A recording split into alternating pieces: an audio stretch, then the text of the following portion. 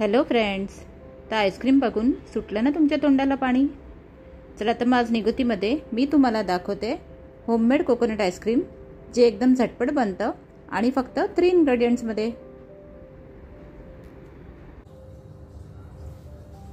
तर coconut ice cream बनवण्यासाठी मी इथे 1 वाटी ओला नारळ किसून घेतलेला आहे.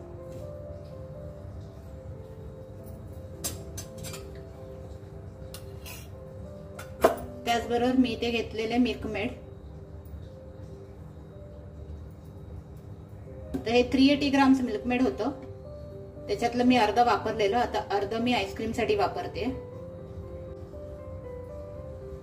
मिल्कमेड बरोबरच आपण घेतोय अमूलचं फ्रेश क्रीम आहे, ते मी एक अर्ध घेणार आहे. हे 250 ml चं पॅकेट होतं टेट्रा पॅक, त्यातलं अर्ध मी घेते.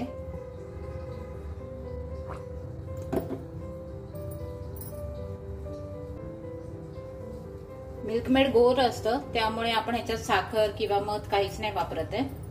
तर आता आपण हे सगळं व्यवस्थित मिक्सरला आपण फिरवून घेऊ. मिक्सरला चांगलं आपण फिरवून घेतलेले आहे. आपण आता हे एका बाउलमध्ये काढून घेऊ. ह्याला वरून मी थोडंसं ड्रायफ्रुट्स एकदम बारीक करून घालते.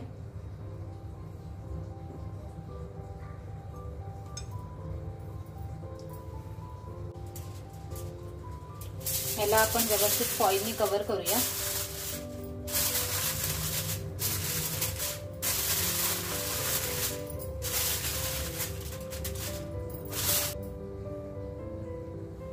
फॉइलनी व्यवस्थित कव्हर केल्यावर ह्याला आपण एक 5 ते 6 तास फ्रीजर मध्ये ठेवून देऊया आपलं आईस्क्रीम सेट व्हायला.